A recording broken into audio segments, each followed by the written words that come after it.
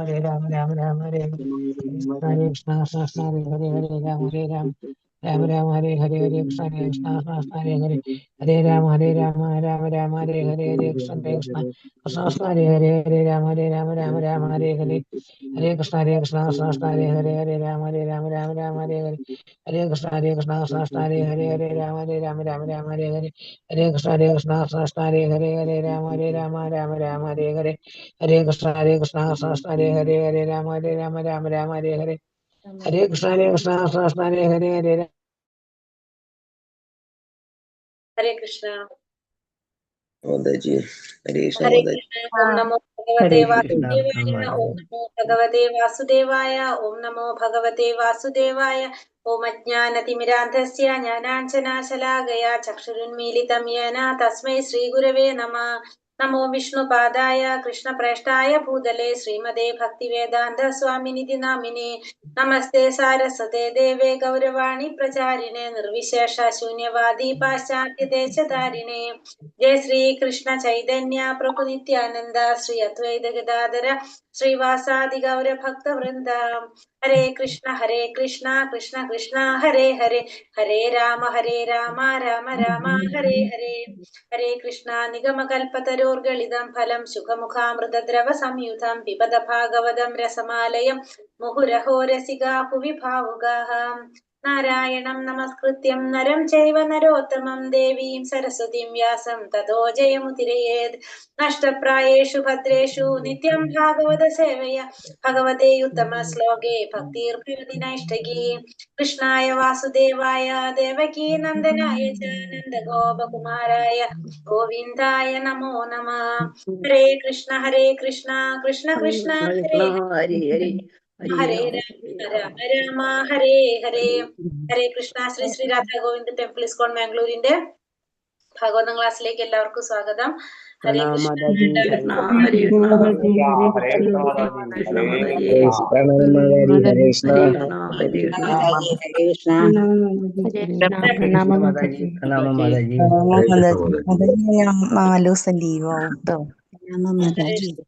ഹരേ കൃഷ്ണ.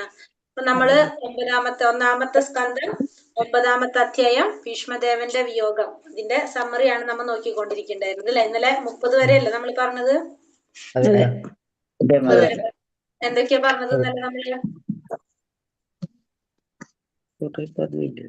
ഇന്നലെ എന്തൊക്കെയാ പറഞ്ഞത്? മനുഷ്യന്റെ യോഗ്യത 26 എല്ലാം പറയണോ? അയ്യോ, ഹരേ കൃഷ്ണ. ജസ്റ്റ് ഒന്ന് ഓർത്തിട്ട് നമുക്ക് പോകാം. അപ്പൊ ഒന്നാമത് എന്താ പറഞ്ഞത് ഇന്നലെ? കുരുക്ഷേത്ര യുദ്ധത്തിൽ നമ്മള് 8ാമത്തെ അധ്യായത്തിൽ ലാസ്റ്റ് പറഞ്ഞു, യുധിഷ്ഠിര മഹാരാജാവ് പ്രയാസപ്പെട്ട് സ്വാർത്ഥത മൂലം ചെയ്തു എന്നുള്ളൊരു പ്രയാസത്തിൽ നിൽക്കായിരുന്നു അല്ലെ. അങ്ങനെ ഭഗവാന്റെ മറ്റെല്ലാ വിഷയത്തിനും ഭീഷ്മനെ കാണാനായിട്ട് പോകുന്നു. ഭീഷ്മദേവനെ കാണാനായിട്ട്, പിതാമഹനെ കാണാനായിട്ട് യുദ്ധഭൂമിയിലേക്ക് പോകാണ്. അങ്ങനെ രഥത്തിന് കുതിരകൾ, മനോഹരമായിട്ടുള്ള കുതിരകൾ വലിക്കുന്ന രഥത്തിലാണ് പോയത്. സഹോദരങ്ങളും പിന്നെ ഭഗവാനും കൂടെ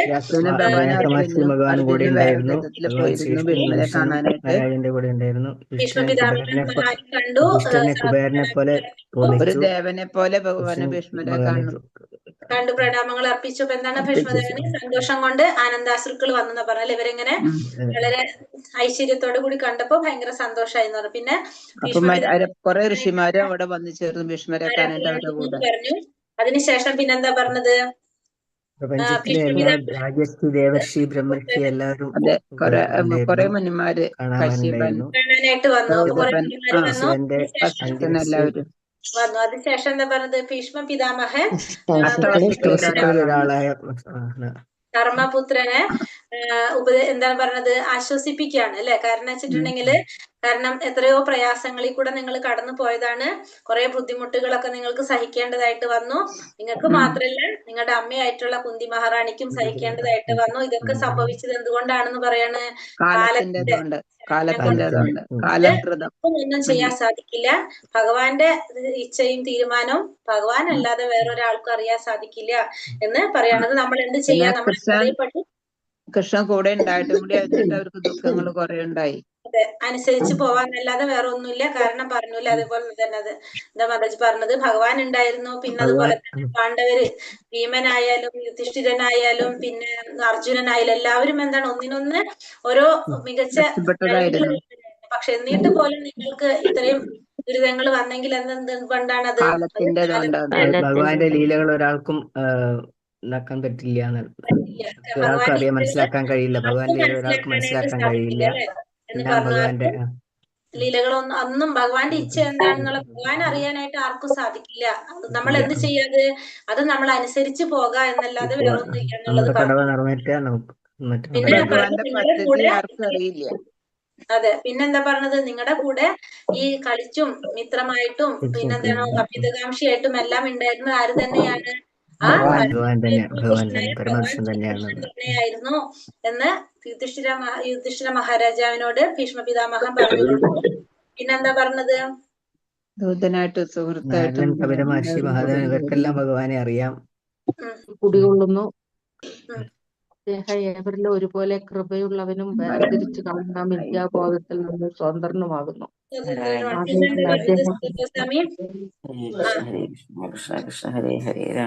പിന്നെ വന്നിട്ട് ധ്യാനം കൊണ്ട് യുധിഷ്ഠിര മഹാരാജാവ് യുധിഷ്ഠിര മഹാരാജിന് മുന്നേ എന്താണ് ഭീഷ്മ പിതാമഹ പറയുന്നുണ്ട്, എന്താണ് ആ ചതുർഭുജനായിട്ടുള്ള മനോഹരയായിട്ടുള്ള ആ ഭഗവാനില് ധ്യാനം പ്രാർത്ഥിക്കുന്നത്. കണ്ണു കണ്ടിട്ട് പുഞ്ചിരി, ഭഗവാന്റെ പുഞ്ചിരി ഇട്ട് ധ്യാനിക്കുന്നത്. യുധിഷ്ഠിര മഹാരാജാവിന് മനസ്സിലായി എന്താണ് ഈ ചോദ്യങ്ങൾ ചോദിക്കേണ്ട സമയമായിരുന്നുള്ള 6 ചോദ്യങ്ങൾ ചോദിക്കണം. ഭഗവാൻ ആംഗ്യം കൊടുക്കണം. അപ്പൊ എന്താണ് ചെയ്യുന്നത്? ഭീഷ്മ പിതാമഹന്റെ അടുത്ത് കുറെ കാര്യങ്ങൾ ധർമ്മത്തെ കുറിച്ചും രാജ്യതത്വങ്ങളെ കുറിച്ചും അങ്ങനെ ചോദ്യങ്ങൾ ചോദിച്ചപ്പോ അതിന് മറുപടി പറയണം. വ്യവസ്ഥകളെ കുറിച്ച് പറഞ്ഞു കൊടുത്തു. പിന്നെന്താണ് വൈരാഗ്യം, പ്രതിപ്രവർത്തനങ്ങളെ കുറിച്ച് ഇതിനെ കുറിച്ചൊക്കെ പറഞ്ഞു കൊടുത്തു. പരസ്പര പ്രവർത്തനങ്ങളെ കുറിച്ച്, ആസക്തിയും വിരക്തിയും ഉണ്ടാക്കുന്ന കാര്യങ്ങളെ കുറിച്ചൊക്കെ പറഞ്ഞു കൊടുത്തു. ദാനധർമ്മം, രാജ്യധർമ്മം, മോക്ഷത്തിനായിട്ടുള്ള പ്രവർത്തനങ്ങൾ എന്തൊക്കെയാണെന്ന് പറഞ്ഞു കൊടുത്തു. സ്ത്രീകളുടെയും ഭക്തന്മാരുടെയും ചെയ്യേണ്ട കടമകളെ കുറിച്ചൊക്കെ വിശദമായിട്ടും സമഗ്രമായിട്ടും ഭീഷ്മ പിതാമഹൻ വിവരിച്ചു കൊടുത്തു. പിന്നെ സൂര്യന്റെ ഗതി ഉച്ചത്തിലായ സമയത്ത്, ഉത്തരായണ സമയത്ത്, സമയത്തിന്റെ പ്രത്യേകത എന്താണ്? അത് സ്വച്ഛന്ത മൃത്യു ആഗ്രഹിക്കുന്നവർ ഇഷ്ടപ്പെടുന്ന ഒരു സമയമാണ് അല്ലെ? സ്വന്തമായിട്ട് മരണം കൈവരിക്കാൻ ആഗ്രഹിക്കുന്നവർ ഇഷ്ടപ്പെടുന്ന ഒരു സമയമാണ്.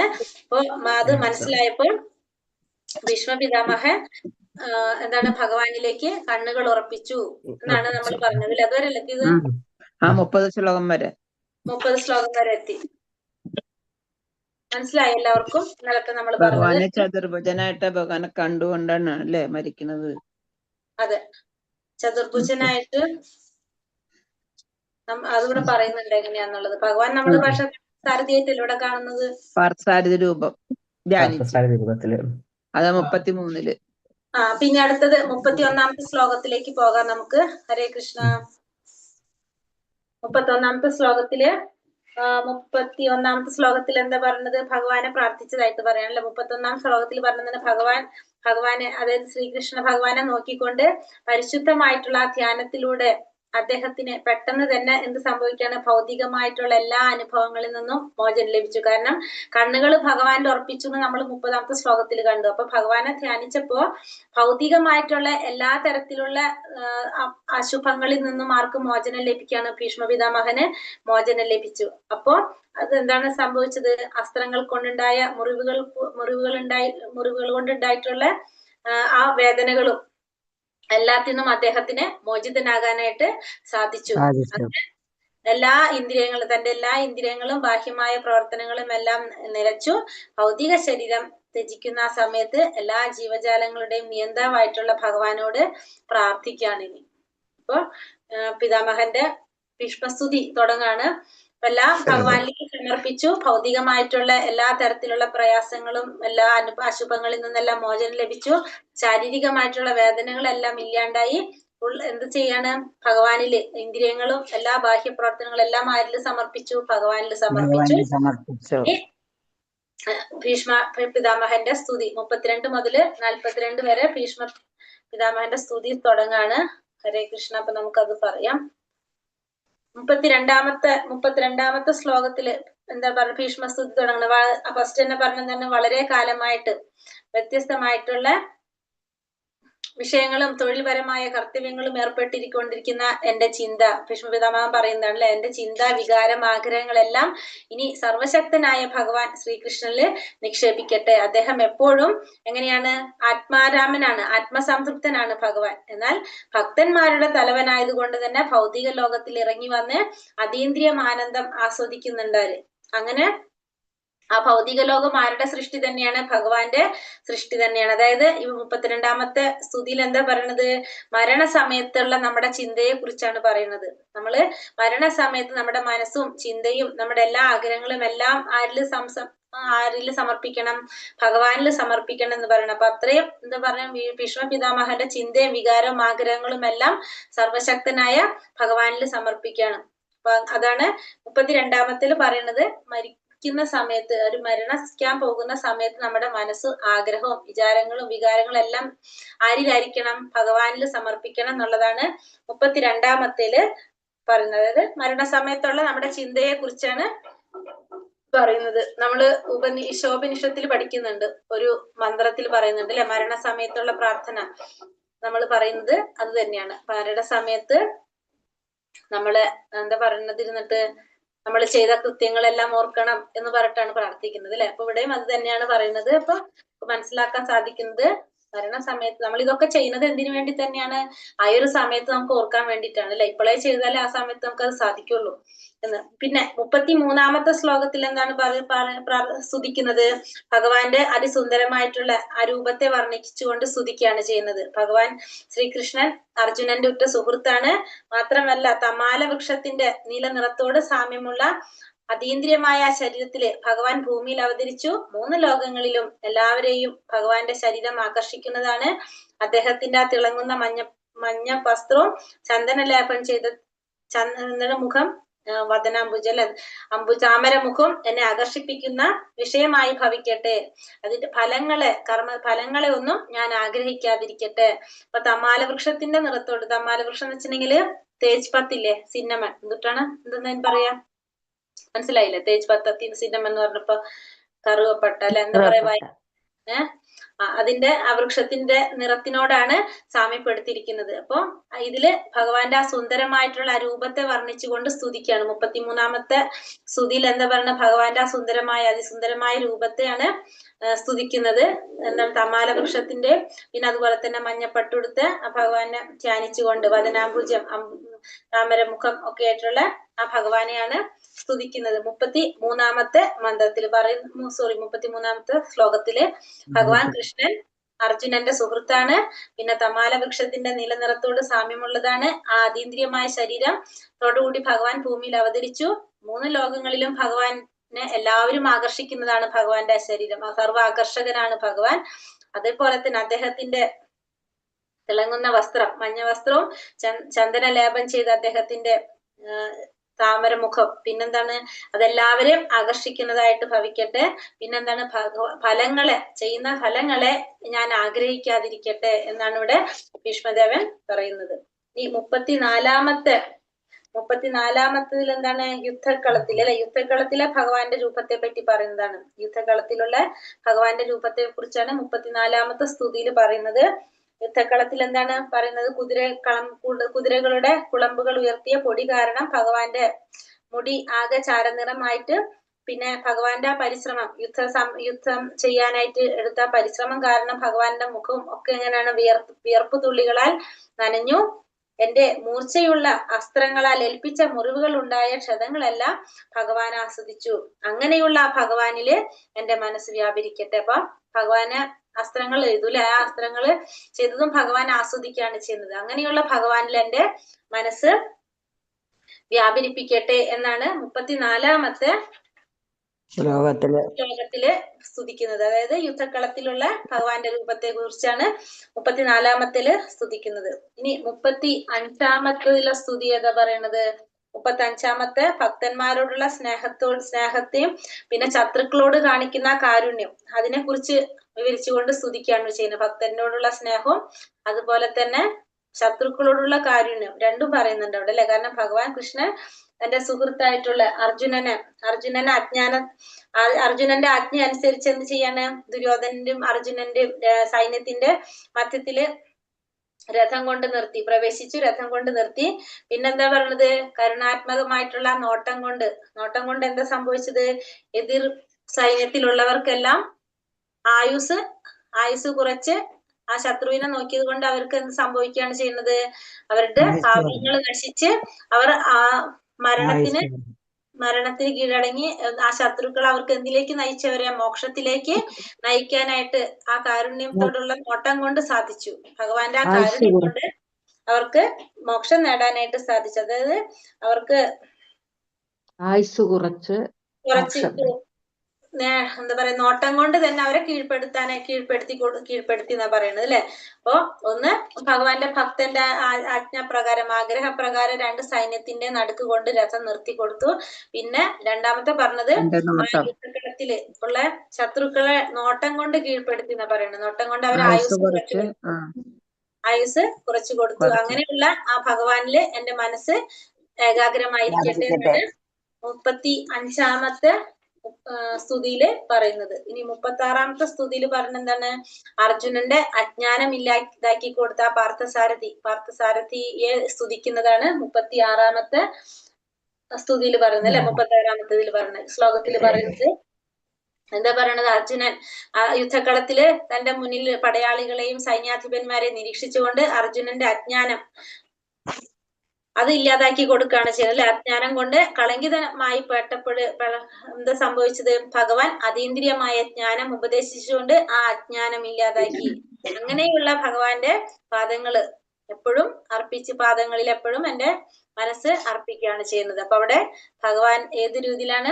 പാർത്ഥസാരഥിയായിട്ടുള്ള ഭഗവാൻ അർജുനന്റെ അജ്ഞാനം ഇല്ലാതാക്കി കൊടുത്ത ആ ഭഗവാനെയാണ് സ്തുതിക്കുന്നത് ഇവിടെ 36ാമത്തെ ശ്ലോകത്തില്. ഇനി 37ാമത്തെ ശ്ലോകത്തിൽ എന്താ പറഞ്ഞത്? സ്വന്തം ഭക്തന്റെ പ്രതിജ്ഞ നിറവേറ്റാൻ വേണ്ടി കയ്യില് രഥചക്രം എടുത്തു വരുന്ന ഭഗവാനെ സ്തുതിക്കുകയാണ്. ഭക്തന്റെ ആഗ്രഹം, പ്രതിജ്ഞ നിറവേറ്റാൻ വേണ്ടിയിട്ട് രഥചക്രം കയ്യിലേറ്റ് വരുന്ന ആ ഭഗവാനെയാണ് 37ാമത്തെ ശ്ലോകത്തില് ഭീഷ്മ പിതാമഹ സ്തുതിക്കുന്നത്. കാരണം പറഞ്ഞത് തന്നെ, തന്റെ പ്രതിജ്ഞ നിറവേറ്റുകയും സ്വന്തം പ്രതിജ്ഞ ത്യജിച്ചുകൊണ്ട് ഭഗവാൻ രഥത്തിൽ നിന്നും ഇറങ്ങി ആ രഥചക്രം കയ്യിലെടുത്ത് ഒരു സിംഹമാനയെ കൊല്ലാൻ എന്ന പോലെ പാഞ്ഞെടുത്തു. അപ്പൊ വരുന്ന വഴിയിൽ തന്റെ ഉത്തരീയം വീണുപോയി, അതുപോലും ശ്രദ്ധിക്കാതെ ഭഗവാൻ പാഞ്ഞെടുത്ത് വരാണ് അല്ലെ. ഭക്തന്റെ അടുത്തേക്ക് ഭക്തന്റെ ആഗ്രഹം നിറവേറ്റാൻ വേണ്ടിട്ട് കരുണാമയെന്ന് പറയണ ആ ഭഗവാനെയാണ് ഇതിൽ സ്തുതിക്കുന്നത്. 37ാമത്തെ ശ്ലോകത്തില് ഭക്തന്റെ പ്രതിജ്ഞ നിറവേറ്റാൻ ഭഗവാൻ ചെയ്തു. അങ്ങനെയുള്ള ഭഗവാനെയാണ് 37ാമത്തെ ശ്ലോകത്തില് സ്തുതിക്കുന്നത്. 38ാമത്തെ ശ്ലോകത്തില് സ്തുതിക്കുന്ന എന്താണ്? തന്റെ അസ്ത്രങ്ങൾ കൊണ്ട് ശരീരത്തില് മുറിവ് പുരണ്ട, പിന്നെന്താണ്? മോക്ഷം പ്രദാനം ചെയ്യുന്ന, പിന്നെ ക്രോധത്താൽ തന്റെ അടുത്തേക്ക് പാഞ്ഞെടുത്ത് വരുന്ന ഭഗവാനെയാണ് സ്തുതിക്കുന്നത്. അതായത് വീര്യരസം. ഭീഷ്മപിതാമഹൻ എന്താഗ്രഹിച്ചു? ഭഗവാൻ ആ വീര്യരസത്തില് കാണാനായിട്ട് ആഗ്രഹിച്ചു അല്ലെ, വീരഭാവത്തിൽ കാണാൻ ആഗ്രഹിച്ചു. അപ്പൊ ആ രീതിയില് ഭക്തന്റെ ആഗ്രഹപ്രകാരം ആ രീതിയിൽ ഭക്തന്റെ അടുത്തേക്ക് പാഞ്ഞെടുത്ത് വരുന്ന ആ ഒരു ഭഗവാന്റെ ആ രൂപത്തെയാണ് 38ാമത്തെ ശ്ലോകത്തിൽ സ്തുതിക്കുന്നത്. മോക്ഷം നൽകുന്ന ആ പരമദിവ്യോത്തമ പുരുഷനായ ഭഗവാൻ തന്റെ ആത്യന്തികമായ പ്രാപ്യസ്ഥാനമായി തീരട്ടെ. യുദ്ധഭൂമിയിൽ വെച്ച് എന്റെ മൂർച്ചയേറിയ അമ്പുകൾ കൊണ്ട് അദ്ദേഹത്തിനുണ്ടായ മുറിവുകൾ കാരണം ക്രോധത്താൽ എന്ന പോലെ അദ്ദേഹം എന്റെ നേരെ പാഞ്ഞെടുത്തു. ഭഗവാന്റെ കവചം ഛിന്ന ഭിന്നമായെന്ന് മാത്രമല്ല, മുറിവുകൾ കൊണ്ട് അദ്ദേഹത്തിന്റെ ശരീരം രക്തം പുരണ്ടതായി തീരുകയും ചെയ്തു. അതായത് വീര്യഭാവത്തില് ഭഗവാൻ പാഞ്ഞെടുക്കാണ് ഭീഷ്മ പിതാമഹന്റെ അടുത്തേക്ക്. അങ്ങനെയുള്ള ആ ഒരു ഭഗവാനെയാണ് ഇവിടെ സ്തുതിക്കുന്നത്. തന്റെ അസ്ത്രങ്ങൾ കൊണ്ട് ശരീരത്തിൽ മുറിവ് പറ്റി രക്തം പുരണ്ട് പിന്നെന്താ പറഞ്ഞത്? ക്രോധത്താൽ തന്റെ അടുത്തേക്ക് പാഞ്ഞെടുക്കുന്ന ദായകനായിട്ടുള്ള ഭഗവാനെയാണ് ഇവിടെ 38ാമത്തെ ശ്ലോകത്തില് സ്തുതിക്കുന്നത്. 39ാമത്തെ ശ്ലോകത്തിൽ എന്താ പറഞ്ഞത്? യുദ്ധഭൂമിയില് പാർത്ഥസാരഥി രൂപത്തിൽ മനസ്സിനെ കേന്ദ്രീകരിച്ച് സ്തുതിക്കുകയാണ് ചെയ്യുന്നത് അല്ലെ. ഭഗവാനെ ദർശിച്ചുകൊണ്ട് മരണപ്പെട്ടവർക്കൊക്കെ അവരുടെ തനതായ മൗലിക രൂപം പ്രാപിക്കാനായിട്ട് സാധിച്ചു എന്ന് പറഞ്ഞു. അങ്ങനെയുള്ള രൂപത്തിലുള്ള ഭഗവാനെയാണ് ഇവിടെ ഏതിൽ സ്തുതിക്കുന്നത്? 39 സ്തുതിക്കുന്നത്. 39ാമത്തെ ശ്ലോകത്തില് സാരൂപ്യമുക്തി പറയുന്നു. സാരൂപ്യമുക്തി അല്ല വരുന്നത് അവിടെ, മൗലിക രൂപം പ്രാപിച്ചു എന്നാ പറയണത് മാതാജി. മൗലിക രൂപം. അതായത് ഇവിടെ പറഞ്ഞെന്താണ്? യുദ്ധഭൂമിയില് പാർത്ഥസാരഥി രൂപത്തില് ഉള്ള ഭഗവാൻ എങ്ങനെയാണ് പറഞ്ഞത്? ആ ഭഗവാനിൽ മനസ്സ് കേന്ദ്രീകരിച്ച് സ്തുതിക്കാണ്. കാരണം ഭഗവാനെ കണ്ടുകൊണ്ട് മരണമടഞ്ഞവർക്കെല്ലാം മൗലികമായ രൂപം പ്രാപിക്കാനായിട്ട് സാധിച്ചു. അപ്പൊ മരണസമയത്ത് ഭഗവാനിലേക്കായിരിക്കണം തന്റെ ആകർഷണം എന്ന് പറയാണ്. വലത് കൈയില് എങ്ങനെയാണ് പറയുന്നുണ്ടല്ലേ, വലത് കൈയില് ചാട്ടാവാറും ഇടത് കൈയില് കടിഞ്ഞാണുമായി എല്ലാ വിധത്തിലും അർജുനന്റെ രഥം അതീവ ശ്രദ്ധയോടെ സംരക്ഷിച്ച പാർത്ഥസാരഥിയിൽ ഞാൻ എന്റെ മനസ്സ് കേന്ദ്രീകരിക്കുന്നു. കാരണം ഭഗവാൻ സംരക്ഷിച്ചുകൊണ്ടിരിക്കുകയാണ് അർജുനനെ. ആ രഥത്തിന് ഭഗവാൻ ഇറങ്ങിയ സമയത്ത് ആ രഥം ഇല്ലാണ്ടായി അല്ലെ. അങ്ങനെയാണ് സംഭവിക്കുന്നത്. അപ്പൊ ഭഗവാൻ അവിടെ അത്രയും സംരക്ഷണം ആർക്ക് കൊടുക്കാണ്? അർജുനന് കൊടുക്കാണ്. ആ ഭഗവാനിലാണ് മനസ്സ് കേന്ദ്രീകരിക്കുന്നത്. കുരുക്ഷേത്ര യുദ്ധകളത്തിൽ അദ്ദേഹത്തിന്റെ ദർശനം ലഭിച്ച എല്ലാവർക്കും മരണശേഷം യഥാർത്ഥ രൂപം പ്രാപിക്കാനായിട്ട് സാധിച്ചു. എല്ലാവർക്കും അവരുടെ മൗലികമായ രൂപം പ്രാപിക്കാൻ സാധിച്ചു എന്നാണ് നമ്മൾ 39ാമത്തെ സ്തുതിയിൽ പറയുന്നത്. അപ്പൊ പാർത്ഥസാരഥി ഭഗവാൻ യുദ്ധഭൂമിയിലെ പാർത്ഥസാരഥിയില് മനസ്സ് കേന്ദ്രീകരിച്ചുകൊണ്ട് സ്തുതിക്കുന്നതാണ്. ആ രൂപത്തെ കണ്ട് മരണം നേടിയവർക്കെല്ലാം മൗലികമായ രൂപം പ്രാപിക്കാനായിട്ട് സാധിച്ചു എന്ന് പറഞ്ഞു. ഈ 40ാമത്തിൽ എന്താ പറഞ്ഞത്? 40ാമത്തെ സ്തുതി എന്ന് പറഞ്ഞ ഭഗവാന് എന്താ പറഞ്ഞ, ആരുടെ ചലനങ്ങളാണോ വ്രജകന്യകമാരുടെ ആ പ്രേമപൂർവമായിട്ടുള്ള മനസ്സിലാക്കിയിട്ടുള്ളത് ആ ഭഗവാനെ സ്തുതിക്കാണ് ചെയ്യുന്നത് അല്ലെ. വ്രജഭൂമിയിലെ കന്യകമാരെ അവര് ആകർഷിച്ചത് ആരുടെ ചലനങ്ങളാണോ ആ ഭഗവാനെയാണ് ഇവിടെ സ്തുതിക്കുന്നത്. 40ാമത്തെ സ്തുതി പറയുന്നത്. എന്റെ മനസ്സ് ഭഗവാൻ കൃഷ്ണനിൽ ഉറപ്പിക്കട്ടെ. അദ്ദേഹത്തിന്റെ പ്രേമപൂർവമായ ചലനങ്ങളും പുഞ്ചിരികളുമാണ് വ്രജധാമത്തിലെ കന്യകമാരെ ആകർഷിച്ചത്, ഗോപികമാരെ ആകർഷിച്ചത്. ആ ഭഗവാനിലാണ് എന്റെ മനസ്സുറപ്പിക്കുന്നത്. വ്രജകന്യകമാർ ഭഗവാന്റെ സവിശേഷമായ ചലനങ്ങളെ അനുകരിച്ചു എന്ന് പറയുന്നത് അല്ലെ. അപ്പൊ ആ വ്രജകന്യകമാരെ ആകർഷിച്ച ആ ഭഗവാനെയാണ് ഇവിടെ സ്തുതിക്കുന്നത് 40ാമത്തെ ശ്ലോകത്തില്. ഇനി 41ാമത്തെ ശ്ലോകത്തിൽ വന്നപ്പോ എന്താണ് പറയുന്നത്? രാജസൂയ യജ്ഞം നടത്തുമ്പോ അല്ലെ. രാജസൂയ യജ്ഞത്തില് പരമദിവ്യോത്തമ പുരുഷനായ ഭഗവാനെ ആരാധിച്ചത് അത് സ്മരിക്കുകയാണ് ഇവിടെ ഭീഷ്മ പിതാമഹൻ. മഹാരാജാവ് യുധിഷ്ഠിരൻ നടത്തിയ രാജസൂയ യജ്ഞത്തില് എല്ലാ ഉന്നതരായിട്ടുള്ള പുരുഷന്മാരും രാജകീയ പണ്ഡിതന്മാരും എല്ലാവരും ഉണ്ടായിരുന്നു. അതില് എല്ലാവരും ഉണ്ടായ പണ്ഡിതന്മാരും എല്ലാവരും അവിടെ സമ്മേളിച്ചിട്ടുണ്ടായിരുന്നു. ആ മഹാസമ്മേളനത്തില് ഭഗവാൻ ശ്രീകൃഷ്ണനെ എല്ലാവരും ഏറ്റവും ഉന്നതനായിട്ടുള്ള ഭഗവാൻ എന്ന നിലയിൽ എല്ലാവരും ആരാധിച്ചു. അത് നടന്നത് ആരുടെ മുന്നിൽ വെച്ചാണ്?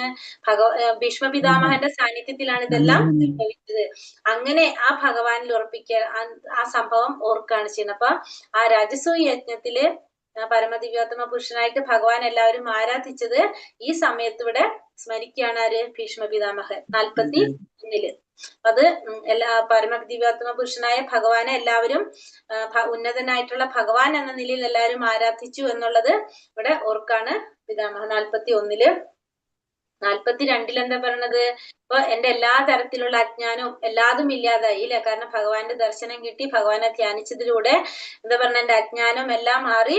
ഇപ്പോ ഞാൻ എന്താണ് പൂർണ്ണമായിട്ടും ഭഗവാനിൽ ലയിക്കാനായിട്ട് തയ്യാറായി കഴിഞ്ഞു എന്നാണ് പറഞ്ഞത്. ഇപ്പോൾ എന്റെ മുന്നിൽ സന്നിഹിതനായിരിക്കുന്ന ആ ഭഗവാൻ കൃഷ്ണനിൽ പൂർണ്ണമായ ശ്രദ്ധയോടെ എനിക്ക് ധ്യാനിക്കാൻ കഴിയും. കാരണം എല്ലാവരുടെയും ഹൃദയത്തിനുള്ളിൽ കുടികൊള്ളുന്ന ഭഗവാന്റെ സാന്നിധ്യത്തെ സംബന്ധിച്ച തെറ്റായിട്ടുള്ള എല്ലാ സങ്കല്പങ്ങളെയും ഞാനിപ്പോൾ അതിജീവിച്ചു. തെറ്റായിട്ടുള്ള എല്ലാ രീതിയിലുള്ള സങ്കല്പങ്ങളെയും ഞാൻ അതിജീവിച്ചു.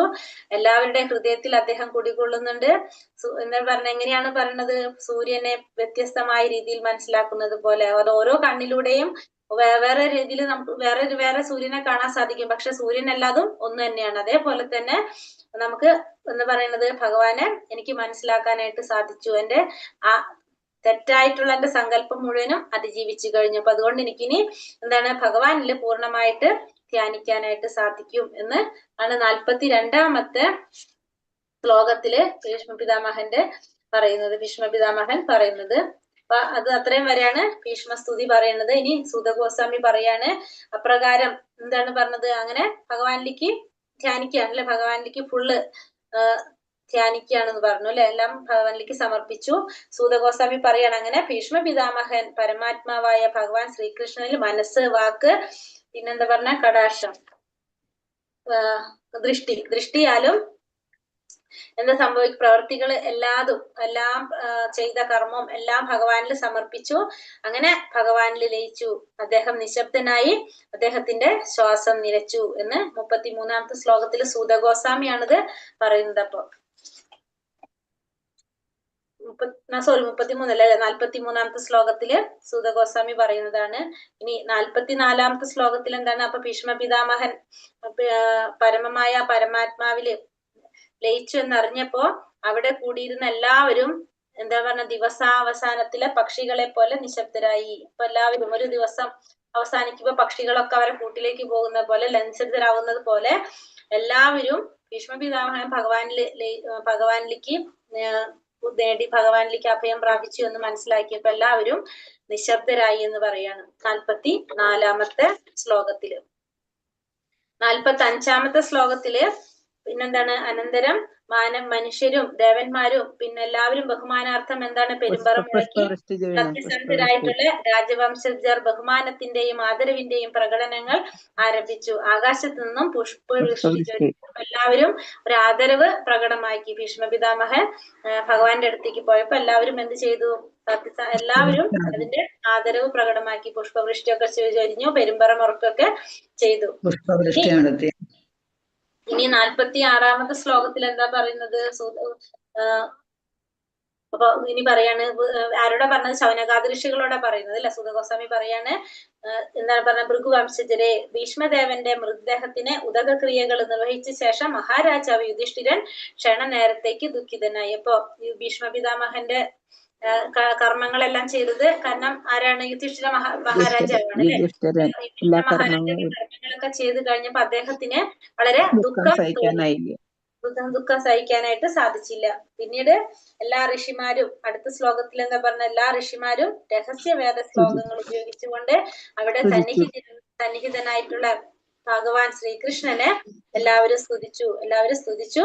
പിന്നെ ഭഗവാനെ ഹൃദയങ്ങളിൽ പേറിക്കൊണ്ട് എല്ലാവരും അവരവരുടേതായിട്ടുള്ള ആശ്രമങ്ങളിലേക്ക് മടങ്ങി. പിന്നെ അതിനുശേഷം എല്ലാവരും ഭഗവാനെ സ്തുതിച്ച് എല്ലാവരും തിരിച്ച് അവരവരുടേതായിട്ടുള്ള ആശ്രമങ്ങളിലേക്കും കൊട്ടാരങ്ങളിലേക്കും ഒക്കെ അവരൊക്കെ പോയി എന്ന് 47-ാമത്തെ ശ്ലോകത്തിൽ പറയുന്നത്. എല്ലാവരും തിരിച്ച് പോയി. 48-ാം ശ്ലോകത്തില് യുധിഷ്ഠിര മഹാരാജാവും പിന്നെ അതിനുശേഷം എന്ത് ചെയ്തു, ഹസ്തിനപുരത്തിലേക്ക് പോയി. ഉടൻ തന്നെ ഭഗവാൻ ശ്രീകൃഷ്ണനോടൊപ്പം ഹസ്തിനപുരത്തിലേക്ക് യുധിഷ്ഠിര മഹാരാജാവും യാത്രയായി. അവിടെ ആരുണ്ടായിരുന്നു, വലിയച്ഛനും പിന്നെ വലിയമ്മ കാന്താരിയും. അവരെ ചെയ്യപ്പെടുത്താനായിട്ടാണ് പോയത്. കാരണം അവരും വളരെയധികം പ്രയാസത്തിലാണ് ഇപ്പൊ. അപ്പൊ അവരെ സ്വാന്തനപ്പെടുത്താൻ വേണ്ടിയിട്ട് ഹസ്തിനപുരത്തിലേക്ക് പോയി എന്ന് 48-ാമത്തെ ശ്ലോകത്തില് പറയുന്നത്. 49-ാമത്തെ ശ്ലോകത്തിൽ എന്താ പറഞ്ഞത്, ഇനി അതിനുശേഷം മഹാരാജാവ് യുധിഷ്ഠിരൻ തന്റെ വലിയച്ഛൻ അംഗീകരിച്ചതും പിന്നെ ഭഗവാൻ ശ്രീകൃഷ്ണൻ സ്ഥിരീകരിച്ചതുമായിട്ടുള്ള ആ രാജകീയ തത്വങ്ങളും സംഹിതകളും അനുസരിച്ച് രാജ്യഭരണം നിറവേറ്റി. അങ്ങനെ അതിനുശേഷം അവിടെ യുധിഷ്ഠിര മഹാരാജാവ് രാജ്യഭരണം നടത്തി എന്നാ പറയുന്നത് അല്ലെ. ഭഗവാൻ ശ്രീകൃഷ്ണൻ അംഗീകരിച്ചിട്ടുള്ള ആ രാജകീയ തത്വങ്ങളും നിയമസംഹിതകളും എല്ലാം കർശനമായിട്ട് പാലിച്ചുകൊണ്ട് അവിടെ രാജ്യഭരണം നടത്തിയെന്ന് പറയാണ്. ഹരേ കൃഷ്ണ വഞ്ചാ കൽപത രൂപേശ്ച കൃപാ സിന്ധോഭ്യവച പതിതാനാം പാവനേഭ്യോ വൈഷ്ണവേഭ്യോ നമോ നമ. അനന്തകോടി വൈഷ്ണവൃന്ദി കി ജയ്. ശ്രീല പ്രഭുപാദ് കി ജയ്. ഗുരുദേവ് കി ജയ്. പ്രമാനന്ദേ. ഹരി ഹരി ബോൽ. ഹരി കൃഷ്ണ.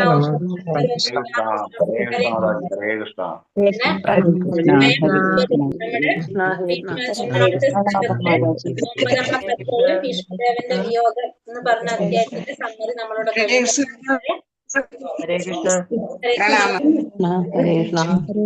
ഇതുവരെയുള്ള അധ്യായത്തിന്റെ നമ്മുടെ ഇതുവരെ അവസാനിച്ചു. ഹരേ കൃഷ്ണ. 9 വരെയുള്ള അധ്യായത്തിന്റെ സെപ്പറേറ്റ് പ്ലേ ലിസ്റ്റ് ആക്കിയിട്ടുണ്ട്. ഞാൻ അതൊന്ന് ഗ്രൂപ്പിലേക്ക് പോസ്റ്റ് ചെയ്തുതരാം. 9 വരെയുള്ളതിന്റെ സമ്മറി മാത്രം എടുത്തിട്ട് ആക്കിയിട്ടിട്ടുണ്ട്. അപ്പൊ അത് ഇടയ്ക്ക് വന്ന് കേറിയവർക്ക് അത് കിട്ടും. അപ്പൊ നിങ്ങൾ ആ 10-14 ക്ലാസ്സിന്റെ വീഡിയോ ഉണ്ടാവുള്ളൂ. അപ്പൊ അത് കണ്ടു കഴിഞ്ഞാൽ 1 തൊട്ട് 9 വരെ ഉള്ളത് കിട്ടും കേട്ടോ. അപ്പൊ അത് ചെയ്യാം. അപ്പൊ ഈ ഭീഷ്മസ്തുതി മനസ്സിലാക്കി വെക്കുക. അപ്പൊ നമ്മൾ 2 സ്തുതി കണ്ടു അല്ലെ, കുന്തി സ്തുതിയും കണ്ടു, ഭീഷ്മസ്തുതിയും കണ്ടു. ഇനിയും കുറെ സ്തുതികൾ വരുന്നുണ്ടല്ലോ. അപ്പൊ അത് മാത്രം നോക്കി കഴിഞ്ഞാല് ഒരു നമ്മളെ കാർത്തിക മാസം കഴിഞ്ഞിട്ട് ലാസ്റ്റ് വരുമ്പോ ഭീഷ്മ പഞ്ചകം എന്നും പറഞ്ഞിട്ട് വരുന്നുണ്ട് അല്ലെ. അപ്പൊ അങ്ങനത്തെ ദിവസങ്ങൾ, അത് ചില ദിവസങ്ങളിൽ ഭീഷ്മസ്തുതിയൊക്കെ എന്നും ചൊല്ലണ നല്ലതാണ്. അങ്ങനത്തെ വിശേഷ ദിവസങ്ങളിൽ നമ്മൾ അത് ചൊല്ലുന്നതും നല്ലതാണ്. അപ്പൊ നമ്മളത് മനസ്സിലാക്കി വെച്ച് കഴിഞ്ഞാൽ നമുക്ക് ചൊല്ലാനും എളുപ്പല്ലേ. അപ്പൊ അതങ്ങനെ ഓർത്തു വെക്കാം. ഓരോ കാര്യത്തിലാണല്ലോ ഭഗവാനെ സ്തുതിച്ചുകൊണ്ടിരിക്കുന്നതൊക്കെ. അപ്പൊ നാളെ നമുക്ക് 10-ാം ക്ലാസ് സ്റ്റാർട്ട് ചെയ്യാം. PDF അയക്കാം, ഗ്രൂപ്പിലിടാം. നാളെ ലീവാണ് മാതാജി, ഗുരുവായൂരിലേക്ക് പോവുകയാണെന്ന്. ഹരേ കൃഷ്ണ മാതാജി, സാരില്ല കേട്ടോ.